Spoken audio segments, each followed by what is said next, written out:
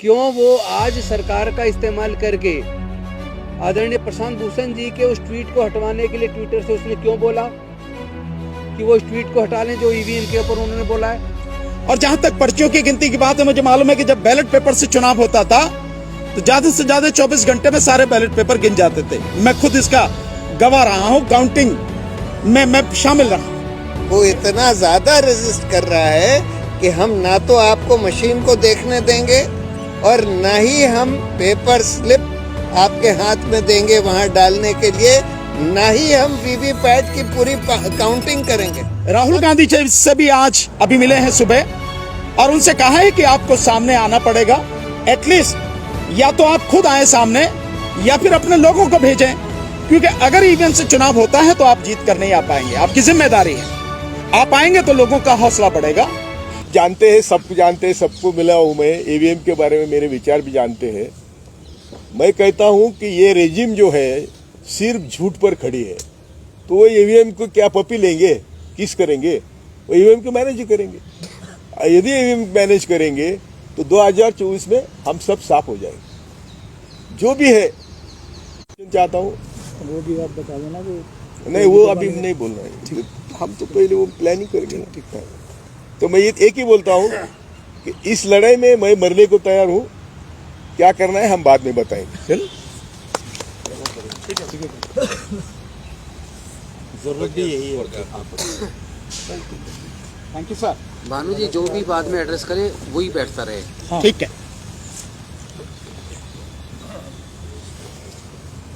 तो सर को जाना है इसलिए अपनी बात वो पहले रख गए। अब मैं चाहूंगा कि हमारे बीच में आपको भी निकलना, महमूद भाई अपनी बात रखेंगे, देन उसके बाद में हमारे बाकी साथी जो हैं अपनी बात रखेंगे। साथियों, ईवीएम हटाओ संयुक्त मोर्चा के कल हम सब मेंबर्स जो हैं 6 जो कोऑर्डिनेशन कमेटी के मेंबर हैं, कल हम अपनी बात रख चुके हैं। आज हमारे सम्मानित जो लोग आए हैं जिनको हम सब बहुत ही इज्जत की नज़र से और इंस्पिरेशन लेने के लिए देखते हैं, आज हम लोग चाहेंगे कि ये लोग बोलें, हम लोग इनकी बात बैठ के सुने और जो ये दिशा निर्देश हमें दिखाएं उनके पीछे रह के और लड़ाई को हम आगे बढ़ाएं। इनसे हम दिशा निर्देश लें। ये सब सीनियर लोग हैं, ये हमें बताएं हमें क्या करना है। हम लोग सड़क पे लड़ेंगे और ये लड़ाई जीतेंगे। हारने का सवाल ही नहीं है। कोई भी व्यक्ति अपने दिल में ये बात ना रखे, सवाल भी ना सोचे, कोई शक शुबा न रखे कि इस बार इलेक्शन और उसके बाद हर बार इलेक्शन सिर्फ पेपर बैलेट से होंगे। कोई सवाल नहीं उठता। कोई ताकत इस दुनिया की ईवीएम से इलेक्शन नहीं करा सकती। ये बात मैं सिर्फ एक बुनियाद पे बोल रहा हूँ कि हमें दिन रात देश की जनता मैंने कल भी ये बात बोली है, फोन कर करके बोल रही है कि अगर आप लोग भी पीछे हट गए तो आप भी देश के गद्दार हो गए। अगर ईवीएम से आपने चुनाव करने दिया, हम आपके साथ हैं। आप ईवीएम से चुनाव नहीं करने देना। जो भी ईवीएम से चुनाव कराएगा वो देश का गद्दार होगा। ऐसा फोन कर करके हमें जनता बोल रही है। तो मैं एक ही बात और रख के कि हम अपनी जान दे देंगे, लेकिन ईवीएम से इस बार हम लोग तो कम से कम चुनाव नहीं होने देंगे। जगत लगा के हम सभी भाई बहनों को कटवाते हैं और अपने फर्जी नाम बढ़वाते हैं। तो फॉर्म 6 इस चीज के लिए होता है कि आपका अगर नाम छूट गया है तो आप अपने वोटर लिस्ट में चेक करें। एक वेबसाइट भी है इलेक्शन कमीशन की, वो पता नहीं कितना काम करेगी या नहीं करेगी, लेकिन आपके लोकल जो एसडीएम होंगे या जो चुनाव का ऑफिस है वहां जाके अब अपनी लिस्ट ठीक कराएं। दूसरी बात, फॉर्म 7 होता है। फॉर्म 7 में जो फर्जी वोट ये आरएसएस और बीजेपी के लोग डलवाते हैं, उसको भी निकालने का काम करें। आज हम यही बात करना चाहेंगे, हम अपने सीनियर्स को सुनना चाहेंगे आज, ताकि उनके दिशा निर्देशों के हिसाब से हम जान की बाजी लगा के ये लड़ाई जीते, देश बचाएं। ईवीएम हटाओ, देश बचाओ। साथियों, अब मैं चाहूंगा कि हमारे बीच में बहुत ही सम्मानित active chief justice Andhra Pradesh Shri V Eshwaraiah वो आए और अपनी बात रखें और ईवीएम के विषय में किस तरह से हम लोगों को आंदोलन करना है वो आपको पता है। यहाँ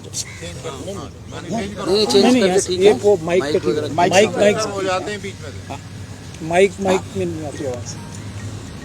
सम्माननीय मेरा आवाज आ रही है सबको? सम्माननीय भाइयों, इंग्लिश में यू कैन स्पीक। मोस्ट थोड़ा जोर से बोले। हिंदी बोलते तो इससे बढ़िया कौन सी बात। the पीछे करूँ इसे थोड़ा, नहीं बस करो नहीं थोड़ा आवाज तेज करो. the most respectable the members of this press meet in the press media. Today we are all meeting to address about the voting pattern on the by EVM and the most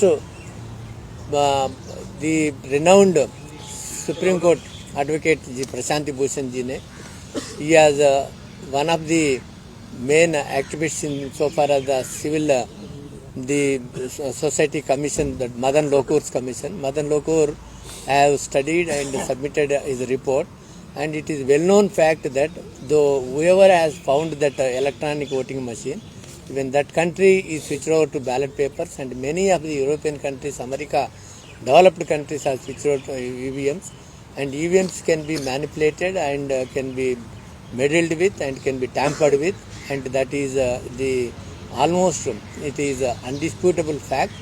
And therefore then if the voting pattern is not done freely, fairly and transparently, and there is no democracy.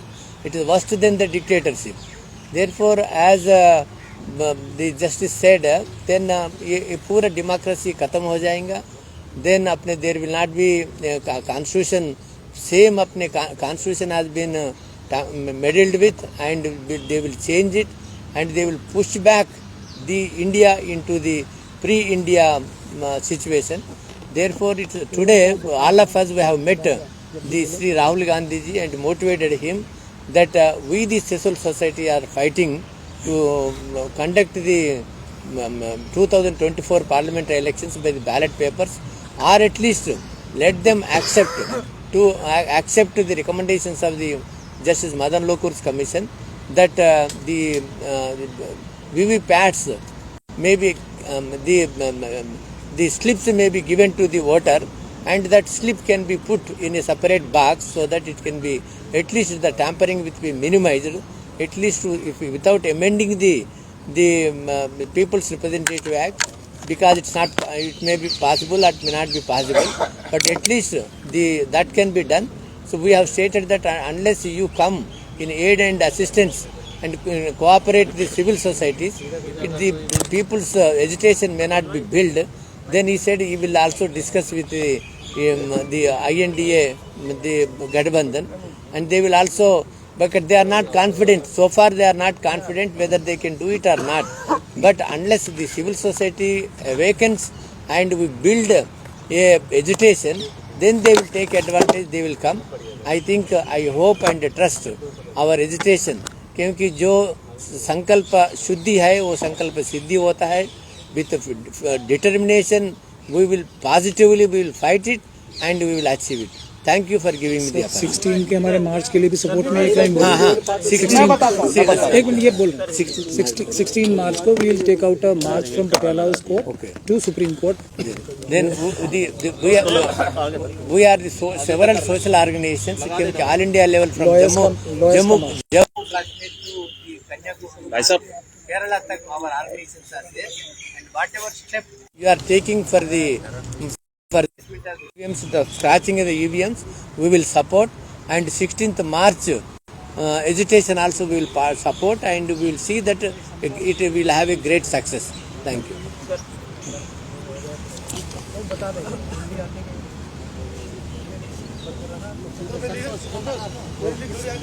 साथियों, time date announce भी कर दो, हर बार करते थे. हाँ. को 3 दिन. साथियों, अभी जो जस्टिस वी ईश्वरैया सर ने जो बोला है उसका बहुत छोटा सा सार ये है कि ये जो आंदोलन है जो ईवीएम के खिलाफ चल रहा है,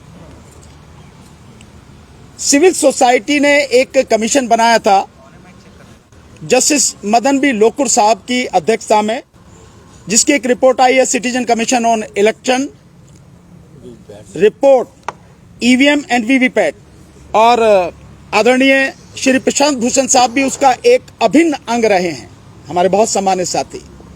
तो उसमें भी जो बताया गया है बहुत सिंपल सा उसमें बताया गया है कि ईवीएम की जो मशीन है उनसे छेड़खानी हो सकती है, उनसे टेम्परिंग हो सकती है, और उनसे free fair and transparent election संभव नहीं है.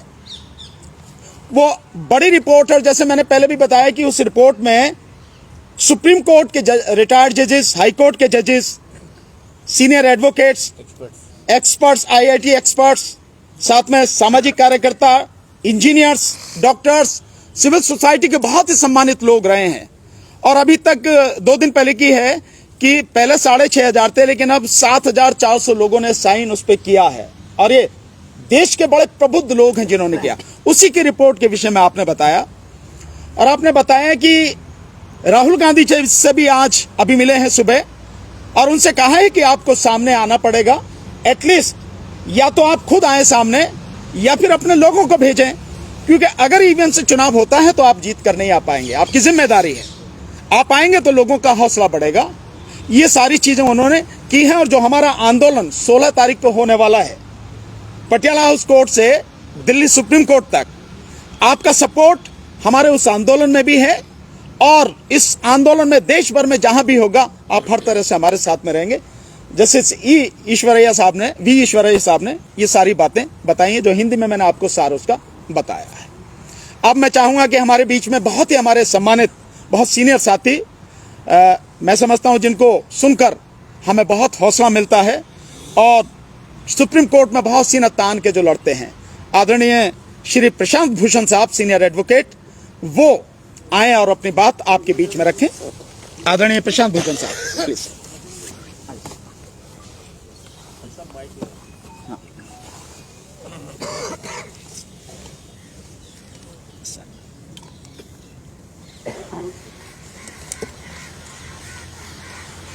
इलेक्ट्रॉनिक वोटिंग मशीन्स का मसला पूरे दुनिया में चर्चित रहा है, और जैसे जैसे इसकी समझ बढ़ती गई कि इलेक्ट्रॉनिक वोटिंग मशीन्स में छेड़खानी करी जा सकती है, वैसे वैसे यूरोप में ज़्यादातर देशों ने, अमेरिका में ज़्यादातर स्टेट्स ने, सब ने ईवीएम हटाकर वापस पेपर बैलेट पर चले गए हैं।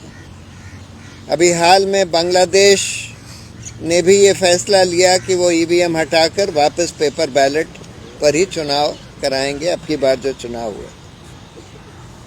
उधर जर्मनी के तो कॉन्स्टिट्यूशनल कोर्ट ने आदेश ही दिया, पूरी सुनवाई करके, कि ये इलेक्ट्रॉनिक वोटिंग मशीन से छेड़खानी हो सकती है, इसलिए पेपर बैलेट से ही चुनाव करवाए। हमारी इलेक्शन कमीशन ये कहती है कि नहीं, हमारे ईवीएम ऐसे हैं जिसमें कोई छेड़खानी नहीं हो सकती।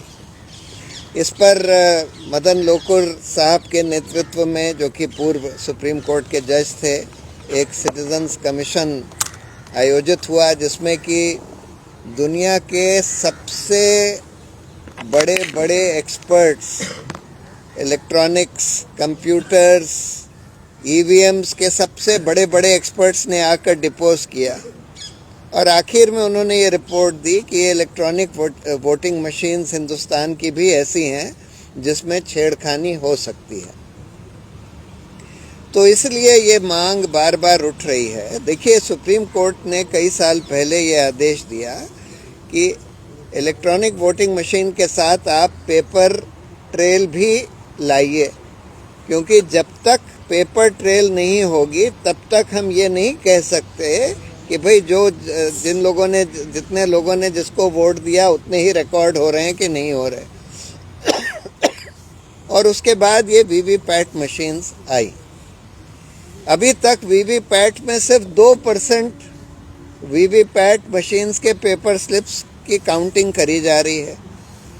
ये बार बार डिमांड किया गया कि भाई सारे वीवीपैट स्लिप्स को काउंट करिए, सिर्फ 2% क्यों? इलेक्शन कमीशन कहता है नहीं, उसमें 2 दिन और लग जाएंगे चुनाव होने, नतीजे आने में। अरे भाई, आप वैसे भी काउंटिंग जो है चुनाव होने के 1-1 महीने बाद करते हैं, 7 फेजेस में इलेक्शन करते हैं, 7-8 फेजेस में इलेक्शन होते हैं, तो 2 दिन और लग जाएंगे तो क्या बड़ी बात हो जाएगी। लेकिन वो कहते हैं कि नहीं, हम नहीं काउंट करेंगे। लेकिन मैं ये पहले मानता था कि अगर सारे वीवीपैट काउंट हो जाएं तो उसके बाद फिर रिजल्ट फ्री एंड फेयर हो जाएगा। लेकिन हाल में मैंने देखा, किसी ने आकर मुझे डेमोन्स्ट्रेट किया, एक डमी वीवीपैट मशीन लाए, एक डमी ईवीएम बनाया, एक डमी कंट्रोल यूनिट बनाया और उन्होंने दिखाया कि अच्छा ये बात मैंने रजिस्टर नहीं करी थी कि 2017 में वीवीपैट मशीन का डिज़ाइन बदल दिया गया। 2017 से पहले जो वीवीपैट मशीन थी जिसमें आपको वो स्लिप दिखाई देती है सिंबल की, उसका कांच जो था वो ट्रांसपेरेंट था, आप बाहर से देख सकते थे कि अंदर क्या हो रहा है। 2017 में इसका डिज़ाइन बदल दिया गया और कांच को काला कर दिया गया और मिरर कर दिया गया, यानी कि आप बाहर से अंदर देख ही नहीं सकते जब तक कि अंदर एक बल्ब ना जले, और वो बल्ब 7 सेकंड के लिए जलता है, सिर्फ ये दिखाने के लिए कि जैसे आपने हाथ पर बटन है तो हाथ की स्लिप आपको 7 सेकंड के लिए दिखाई देगी, उसके बाद बल्ब बंद हो जाएगा। आपको स्लिप कट के गिरती हुई भी नहीं दिखाई देगी। तो जो साहब आए उन्होंने मुझे डेमोन्स्ट्रेट किया कि हम बड़े आसानी से वीवीपैट को ऐसे डिज़ाइन कर सकते हैं कि अगर एक के बाद एक दो जनों ने एक ही कैंडिडेट को वोट दिया, एक ही सिंबल पर वोट दिया, तो वही स्लिप जो पहले जने को दिखाई गई वही स्लिप दूसरे जने को भी दिखा दी जाएगी। वो कट के नहीं गिरेगी क्योंकि 7 सेकंड के बाद बल्ब जो है बुझ जाता है। उसका डिज़ाइन ही ऐसा है कि बुझ जाता है, फिर आपको कुछ नहीं दिखाई देता कि वो स्लिप गिरी, कट के गिरी कि नहीं गिरी, या वही स्लिप वहीं पर है। तो दूसरे जने ने अगर उसी सिंबल पर वोट दिया तो आपको वही पर्चा दिख जाएगा जो पहले जने को दिखाया गया, और जैसे ही लाइट बंद होगी तो ये पर्चा कट के गिरेगा और एक और पर्चा दूसरे किसी सिंबल का कट के गिर जाएगा। अब जो कंट्रोल यूनिट में जो काउंटिंग होती है वो तो वीवीपैट से ही सिग्नल जाता है, वही काउंट होएगी।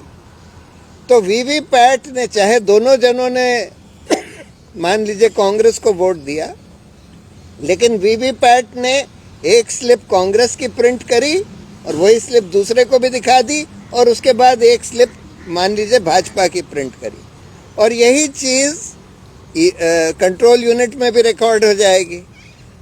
तो वीवीपैट की अगर हम पूरी काउंटिंग कर भी लें, वो ईवीएम से मैच हो जाएगा, लेकिन फिर भी मैनिपुलेट हो सकता है। इसलिए अब ये डिमांड हुई है, इंडिया अलायंस ने भी ये डिमांड करी है कि भाई ये जो स्लिप वीवीपैट की गिरती है वो आप लोगों के हाथ में दे दीजिए। उसको आसानी से आप थोड़ा सा रीडिज़ाइन करने की ज़रूरत है वीवीपैट को, कि जो स्लिप कट के गिरती है हाथ में दे दीजिए और उसको एक दूसरे बैलेट बॉक्स में डाल दे वोटर, और फिर आप उस बैलेट बॉक्स की काउंटिंग कर लीजिए। वो तो उसमें अगर आप बार कोड लगा दें तो उसकी काउंटिंग फट से मशीन से भी करी जा सकती है, और वैसे भी अगर आप उसको मैनुअली भी काउंट करेंगे तो एक दिन में सारी काउंटिंग आसानी से हो सकती है। उसमें कोई डिले होने की भी बात नहीं है, ज़्यादा से ज़्यादा कुछ घंटे का डिले हो। तो इसको इलेक्शन कमीशन बिल्कुल मान ही नहीं रही। उनसे एक और डिमांड करी गई है कि भाई आप हमारे इंडिपेंडेंट एक्सपर्ट्स को इसका हार्डवेयर सॉफ्टवेयर देखने दीजिए मशीन का, क्योंकि देखिए ये मशीन्स में वीवीपैट में भी कंट्रोल यूनिट में भी हार्डवेयर भी होता है और उसी हार्डवेयर में सॉफ्टवेयर भी होता है। इलेक्शन कमीशन कहती है कि नहीं, इसमें ब्लूटूथ नहीं है तो बाहर से कोई डिवाइस उसमें कनेक्ट नहीं कर सकता। ब्लूटूथ ना भी हो तब भी आप उसके हार्डवेयर और सॉफ्टवेयर जो उसका है उसमें ऐसा प्रोग्राम डाल सकते हैं, जैसे मैंने बताया कि दो अगर कंसेक्यूटिव नॉन बीजेपी वोट्स पड़ती हैं तो दोनों को वही स्लिप दिखा दी जाए और एक वोट नॉन बीजेपी को और एक वोट बीजेपी के पास चली जाए।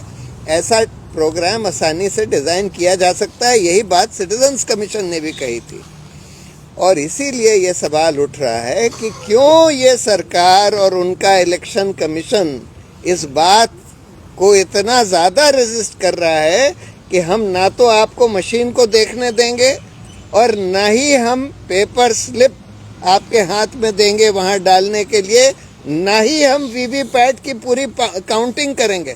सब चीज़ों को वो लोग रेजिस्ट कर रहे हैं, और यहाँ तक जा रहे हैं कि मैंने उस आदमी ने जिसने डेमोन्स्ट्रेशन दिया था उसका वीडियो अपने एक ट्वीट में डाल दिया और सरकार ने ट्विटर को लिख दिया कि भाई इस ट्वीट को हटा दीजिए।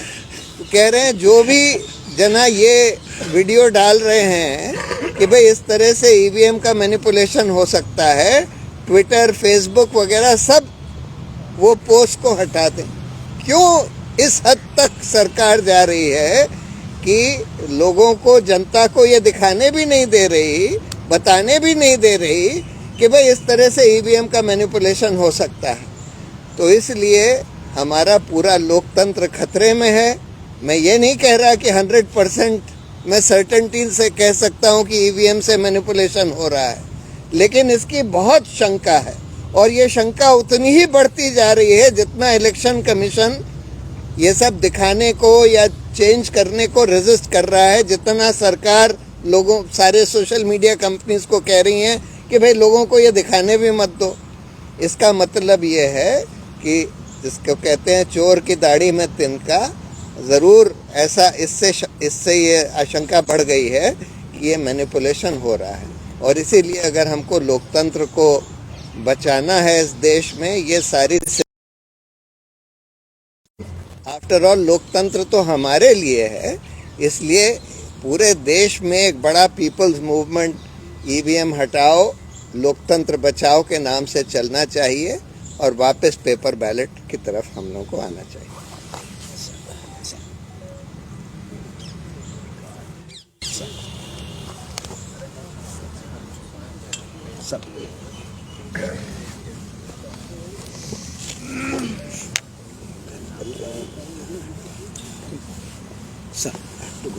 Sir thanks sir.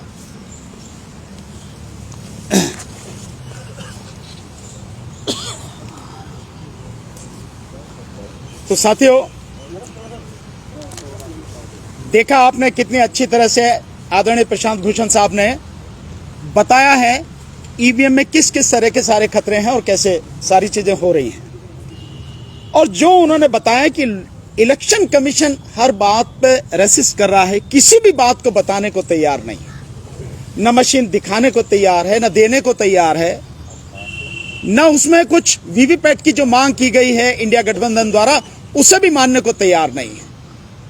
और जहां तक पर्चियों की गिनती की बात है, मुझे मालूम है कि जब बैलेट पेपर से चुनाव होता था तो ज्यादा से ज्यादा 24 घंटे में सारे बैलेट पेपर गिन जाते थे। मैं खुद इसका गवाह रहा हूं, काउंटिंग में मैं शामिल रहा हूं। मेरे ताऊजी एमपी रहे, मैं इसलिए जानता हूं खुद इन सारी चीजों को। ये जो सारी चीजें हैं ये केवल बहाने हैं इस बेईमानी को बरकरार रखने के। चोर की दाढ़ी में तिनका नहीं है, मुझे तो लगता है पूरी दाढ़ी केवल तिनको ही तिनको से है, उसमें बाल वगैरह कुछ है ही नहीं। ये स्थिति है हकीकत में, नहीं तो उसे क्या दिक्कत है। इसीलिए जो हमारी मांग है बहुत स्पष्ट है, और मांग हमारी यह है कि कोई ईवीएम नहीं, कोई वीवीपैट नहीं, केवल और केवल बैलेट पेपर। हमारी मांग क्यों है मैं बार बार कहता हूं। हमारे साथ में आदरणीय जस्टिस वी ईश्वरैया साहब भी बैठे हैं, आदरणीय जस्टिस वीरेंद्र कुमार जी भी बैठे हैं। अब इनसे बेहतर कौन जानता होगा कि जो मशीनें हैं, मैं आपसे ही पूछता हूं, आप सबसे पूछता हूं, क्या जानते हैं कि मशीन की तकनीक क्या है, वो कैसे काम करती है? कोई नहीं जानता। मैं बार बार ये इसलिए इसका कोई मतलब नहीं है जो इंडिया गठबंधन भी ये बात कर रहा कि पर्ची दे दो और उसे डाल दो डिब्बे में। कहानी खत्म करो ना, पर्चा हाथ में दो, उस पर ठप्पा लगाओ, बैलेट बॉक्स में डालो, गिनवाओ, छुट्टी। बहुत सीधा सा है। इसीलिए अब मैं जो हमारे साथ में आए हुए हैं हमारे इस पैनल में, बहुत ही एक मिनट में आपकी बात को, इसमें एक चीज मैं ऐड करना चाहता हूं, बस सिर्फ कि एक कानूनी प्रॉब्लम बताई जा रही है कि जो इलेक्शन के रूल्स हैं उसमें चेंज करना पड़ेगा, उसमें पार्लियामेंट को इन्वॉल्व करना पड़ेगा। हालांकि पार्लियामेंट का सेशन अभी हमने देखा था, नई पार्लियामेंट बनाने के लिए सेशन बुला लिया गया था, लेकिन उससे भी बड़ी बात यह है कि यहाँ सब लीगल ल्यूमिनरीज बैठे हुए हैं। कोई भी रूल अगर चेंज किया जाता है तो उसका प्रोसीजर ये होता है कि वो रूल इम्प्लीमेंट तब हो जाता है जब वो रूल बना के पार्लियामेंट में प्लेस कर दिया जाए। जैसे ही इलेक्शन कमीशन, क्योंकि नोडल एजेंसी इस रूल के बनाने वाली इलेक्शन कमीशन होगी, तो इलेक्शन कमीशन अगर रूल चेंज करके पेपर बैलेट का रूल बना के डालती है, पार्लियामेंट में सिर्फ प्लेस करना होता है। हर एक कानून में ये लिखा होता है, as soon as the amended rules are placed before the parliament, place करना होता है, कोई पास कराने की भी जरूरत नहीं है। तो ये कानून है, ये भी मैं आप लोगों को क्लैरिफाई करना चाहता था। कोई बहाना नहीं चलेगा, कोई भी लीगल जो इम्पेडिमेंट है वो है ही नहीं, ये सब झूठ है, इसके ऊपर हमें जाना नहीं। और जनता ने जब तय कर लिया है सिर्फ और सिर्फ पेपर बैलेट से होगा चुनाव हमारा, तो चुनाव आयोग कैसे तय करेगा कैसे होगा इलेक्शन? जनता चाहती है पेपर बैलेट से ही चुनाव होगा, सीधी बात। अब मैं आपके सामने बुलाना चाहूंगा बहुत ही सम्मानित आदरणीय जस्टिस वीरेंद्र कुमार यादव साहब को, वो आए और आपके बीच में प्रेस को संबोधित करें, प्लीज।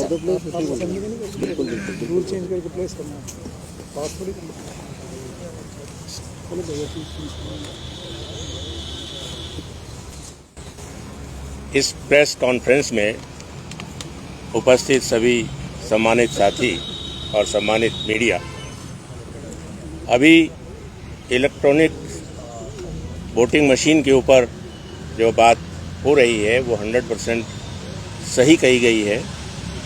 और जब किसी चीज़ की विश्वसनीयता खतरे में पड़ जाए, कोई भी शंका उस पर कोई उठाए, तो एक हम भारत के लोगों की निष्पक्ष और पारदर्शी चुनाव का जो अधिकार है, वो जानने का जो हमें अधिकार है, उस पर गौर किया जाना चाहिए। चुनाव आयोग इन सब बातों के लिए क्यों गौर नहीं कर रहा है, ये अपने आप में फिर एक संदेह उत्पन्न करता है। इसलिए ईवीएम मशीन हैक हो सकती है या नहीं हो सकती है, इस पर बहुत ज़्यादा बहस की आवश्यकता नहीं है। ये देखते हुए कि विदेशों में भी ईवीएम को बंद कर दिया गया है और बैलेट पेपर से चुनाव होने लगा है। हमारे यहाँ भी पहले बैलेट पेपर से चुनाव होता था। इसलिए कोई ज़्यादा आवश्यकता इस बात की नहीं है कि हम ईवीएम पे ही जोर दें कि हम ईवीएम पे ही इलेक्शन कराएंगे। हमको चाहिए, चुनाव आयोग को चाहिए कि हम अपने जनमानस को, अपनी जनता को संतुष्ट कर सके कि आपका वोट जिस जगह जा रहा है वो आपको दिख रहा है और आपके हाथ से ही जा रहा है। अब जब इलेक्ट्रॉनिक मशीन से 7 सेकंड के अंदर, मैं समझता हूं कि भारत में 80% लोग तो ऐसे हैं जो वो 7 सेकंड में ये नहीं देख सकते हैं कि उनका वोट कहाँ पड़ा। हम खुद इस बात के लिए गवाह हैं कि हम जब जाते हैं तो वहाँ जाके देख के, मशीनों को देख कर, ये स्टाफ को देख के, तो इतनी देर में तो जब उसमें बटन दबाते हैं, आप करते हैं, इतनी देर में 7 सेकंड पूरे हो जाते हैं, आप उसे देख ही नहीं सकते। तो एक अधिकार मेरा जो है, मुझे ये जानने का कि जिसको मैंने वोट दिया है, मेरा वोट उसी को कास्ट हुआ है, इस पर चुनाव आयोग को गौर करना चाहिए। और यदि जो वीवीपैट की बात आई है कि वीवीपैट को ही उसको दिखा दिया जाए और वो फिर दूसरे बैलेट बॉक्स में रख दिया जाए, वो भी एक प्रक्रिया हो सकती है। लेकिन सबसे बेहतर तो ये है कि सारी समस्या का समाधान ये है कि आप ईवीएम हटाओ और बैलेट पेपर पर आ जाओ। इन्हीं शब्दों के साथ मैं इस आंदोलन का समर्थक हूँ और मैं चाहता हूँ कि जो अभी 16 मार्च का जो वो है, 16 तारीख का जो मार्च है, वो सफल होना हो। बस पब्लिक सर्वेंट, जनता का नौकर। इतने समय तक उसने मूर्ख बनाया इस देश की भोली भाली जनता को, और उसने कुछ नहीं कहा, तो वो ये मान के बैठा है कि सब जैसा वो हुक्म देगा वैसे ही मान लेंगे। ये संभव नहीं। मैं बार बार इलेक्शन कमीशन को चेतावनी दे रहे हैं हम लोग कि इस बार ईवीएम से चुनाव होने नहीं देंगे। उसकी समझ में ये बात आ जानी चाहिए, ये बात आ जानी चाहिए। ये आंदोलन इस देश के कोने कोने तक, गांव गांव तक, घर घर तक पहुंच चुका है। मैं आपको बताऊं, हमने कल ही इस समय जो प्रेस कॉन्फ्रेंस करी थी, एक नंबर हमने मिस कॉल के लिए जारी किया था, 9667772262। आपको जानना है उस फोन की क्या हालत है? इस प्रेस कॉन्फ्रेंस पूरी तरह से खत्म नहीं हुई थी और उसके बाद मिस कॉल आनी शुरू हो गई। अभी भी आ रही है। उस समय से देखिए, ला दिखा, मुझे दिखा, मैं दिखा तो जरा, एक मिनट दिखाई, मैं आपको दिखाता हूं। इसको आप सारे के सारे साथी देखिए, लगातार इस मतलब एक पल के लिए ये फोन बंद नहीं है। इतने फोन आ रहे हैं और लगातार लोगों के फोन आ रहे हैं कि आपका फोन बिजी आ रहा है। हमने कहा भाई खराब होता तो समझ में आती है, आप कह रहे बिजी आ रहा है तो हम क्या करें? आप अपने आंख से देखो, एक पल के लिए 24 घंटे अब होने हैं, ये फोन बंद रही। कितने 5000 अब तक आ चुके हैं और इसमें और भी ज्यादा हो जाते हैं। दिक्कत क्या है कि लोग फोन करते हैं तो जब तक उसकी घंटी अपने आप बंद नहीं होती, लोग फोन बंद नहीं करते। होना ये चाहिए कि मिस कॉल में जब आप करते हैं, आपने घंटी दी और घंटी बजी, 2-3 बार घंटी बजी, आप काट दीजिए, लेकिन लोग तब तक बंद नहीं करते। इसलिए जो बाकी जो फोन है वो लाइन में लगे रहते हैं। ये इसकी स्थिति है। और जो मेरे पास फोन है, इसके अलावा जो हमने नंबर पहले दिया था, मेरा अपना नंबर, कितने फोन आ रहे हैं मैं आपको बता नहीं सकता हूं। तो इलेक्शन कमीशन, और ये जो मैंने दिया वो तो है ही, इसके अलावा जो हमारे बाकी साथी हैं, भाई महमूद पराचा जी, राजेंद्र पाल गौतम जी, डीसी कपिल साहब, सर रतन साहब, सूरज मंडल साहब, सभी लोगों के पास जितने फोन आ रहे हैं, उससे आप अंदाजा नहीं है इलेक्शन कमीशन को कि ये कहां तक पहुंच चुका है आंदोलन। तो हम सिंपल, हमारा ये कहना है, इलेक्शन कमीशन इस बात को समझ ले कि इस बार का चुनाव इस देश की जनता किसी भी सूरत में ईवीएम से होने नहीं देगी। वो अगर समझती है कि सरकार के पास में फौज है, पुलिस है, सब कुछ है, मैं कह रहा हूं अपनी तोप टैंकों को भी इस्तेमाल कर लेना, लेकिन जनता जब खड़ी होती है, इतिहास इस बात का गवाह है, टैंकों के मुंह भी बंद हो जाते हैं, तोपें भी शांत हो जाती हैं, बंदूकें भी नीचे को झुक जाती हैं। इस बात का अंदाजा होना चाहिए। ये जनता है, पब्लिक है, इसलिए इस बार इस देश की जनता ने ठान लिया है, वो अब अपने साथ इस इलेक्शन की जो धांधली हो रही है ईवीएम से, ये होने नहीं देगी किसी हालत में। तो अब मैं इसी बीच में, इलेक्शन कमीशन क्यों ये कर रहा है, इसके विषय में बहुत अच्छी तरह से हमारे साथी हैं, पूर्व मंत्री भाई एडवोकेट सुप्रीम कोर्ट के राजेंद्र पाल गौतम जी, वो आपको बताएंगे कि इलेक्शन कमीशन क्यों कर रहा है। राजेंद्र पाल गौतम जी, आइए।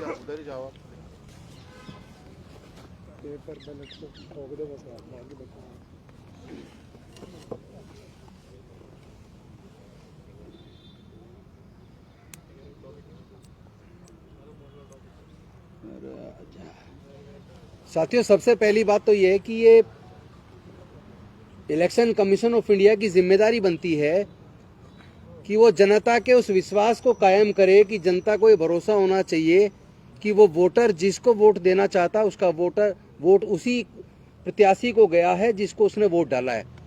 अगर उस वोटर को वो भरोसा नहीं पैदा हो रहा है तो ये failure election commission of India का है।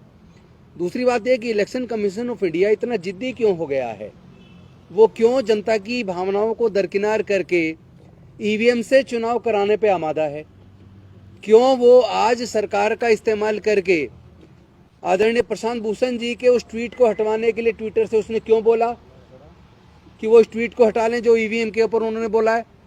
एक्चुअली केंद्र सरकार और इलेक्शन कमीशन ऑफ इंडिया का कहीं ना कहीं इसमें एक गठजोड़ नजर आता है, और ये इसलिए भी नजर आता है क्योंकि माननीय सर्वोच्च न्यायालय ने एक व्यवस्था दी थी कि जो 3 सदस्यीय कमेटी बनेगी, जो चुनाव आयोग का गठन करेगी, उसमें एक देश के माननीय प्रधानमंत्री जी होंगे, एक विपक्ष के नेता होंगे और एक सर्वोच्च न्यायालय के मुख्य न्यायाधीश होंगे।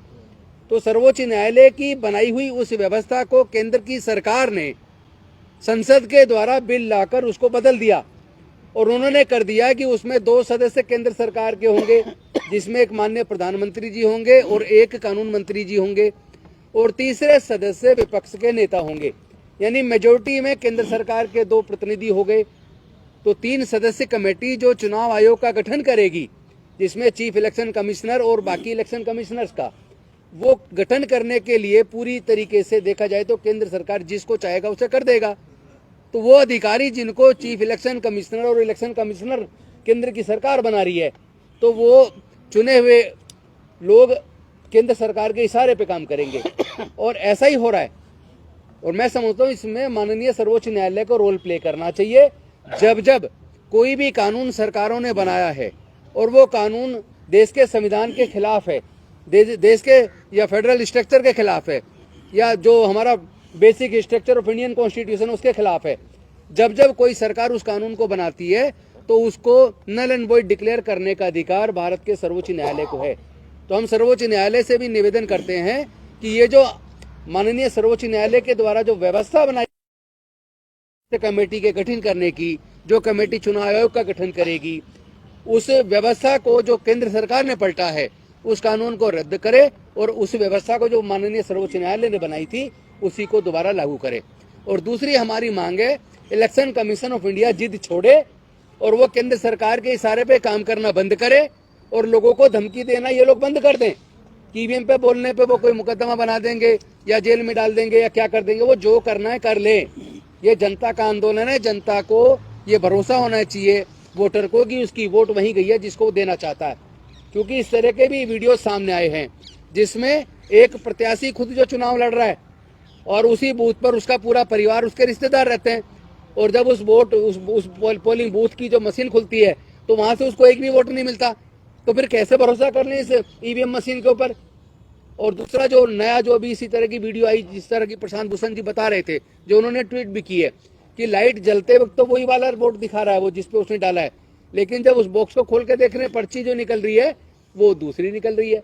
तो फिर कैसे इलेक्शन कमीशन द्वारा जो ईवीएम से जो चुनाव कराने की जिद है उस पर वोटर भरोसा क्यों करे।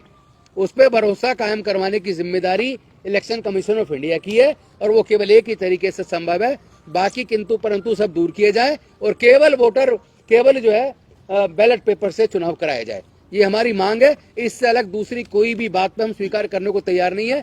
ना देश की जनता, देश का मतदाता किसी दूसरे तरीके से वोट डलवाने पे सहमत नहीं है। हमें बैलेट पेपर से चुनाव चाहिए। धन्यवाद।